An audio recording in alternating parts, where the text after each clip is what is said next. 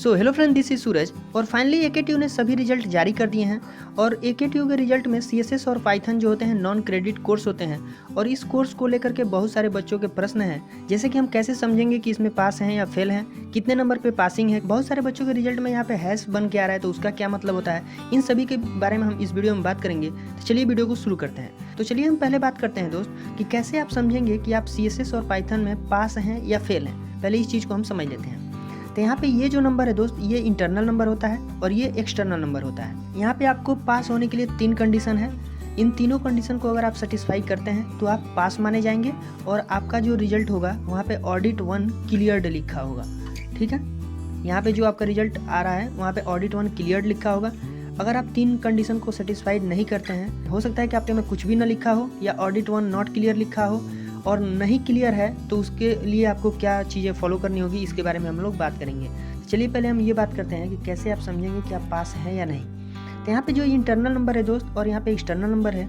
Internal number में आपको passing के लिए पहला कंडीशन ये है कि आपको कम से कम 10 नंबर होना चाहिए। दूसरा कंडीशन ये है कि एक्सटर्नल नंबर में कम से कम आपका 15 नंबर होना चाहिए।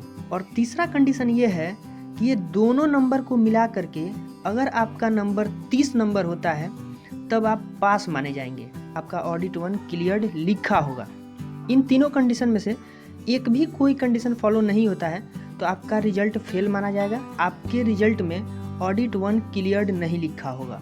ठीक है, तो चलिए हम यहाँ पे कंडीशन को अप्लाई करते हैं और देखते हैं कि क्या इनका रिजल्ट पास है या फेल है। ठीक है, तो यहाँ पे हम पहला कंडीशन है कि इंटरनल में 10 नंबर से कम नहीं होने चाहिए, 10 नंबर से अधिक होना चाहिए। तो ठीक है, इंटरनल तो ठीक है 10 नंबर से अधिक है। एक्सटर्नल में 15 नंबर से कम नहीं होने चाहिए, तो ठीक है भाई 15 नंबर है। इंटरनल और एक्सटर्नल का कंडीशन फॉलो हो गया। तीसरा कंडीशन है कि इन दोनों नंबर को जोड़ने के बाद आपका 30 नंबर होना चाहिए। तो 15 और 14 हम जोड़ेंगे तो 29 नंबर होते हैं, 30 नंबर नहीं होते हैं। तो इसलिए ये तीसरे कंडीशन पे जा करके फेल हो गए, तो इसलिए इनका जो रिजल्ट है ये फेल होगा। ठीक है, इसलिए यहाँ पे ऑडिट 1 क्लियर्ड नहीं लिखा है। इस चीज़ को आप शायद समझ पाए होंगे। यहाँ पे दूसरा आपके मन में प्रश्न हो रहा होगा कि अगर ये फेल है तो इनको क्या करना होगा।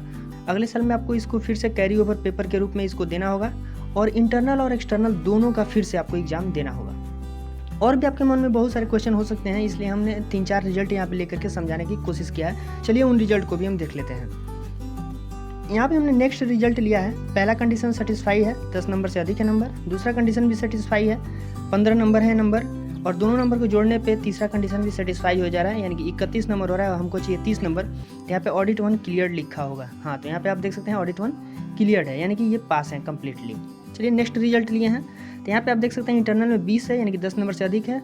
दूसरा कंडीशन है एक्सटर्नल में 15 से अधिक होना चाहिए, 15 से अधिक भी है। और ये दोनों मिलाकर के 41 नंबर हो रहे हैं, 30 नंबर से अधिक है, तो ये पास है, यानी कि ऑडिट 1 क्लियर्ड है। नेक्स्ट रिजल्ट हम लिए हैं। यहाँ पे इंटरनल देख रहे हैं कि 13 नंबर है और एक्सटर्नल 16 नंबर है। दोनों कंडीशन को फॉलो भी हो रहा है कि इंटरनल में 10 से अधिक है और एक्सटर्नल में 15 से अधिक है, 15 या 15 से अधिक है। और दोनों को जोड़ने पे यहाँ पे 29 नंबर हो रहा है, इसलिए ये ऑडिट 1 क्लियर्ड नहीं है, इनको फिर से एग्जाम देना होगा।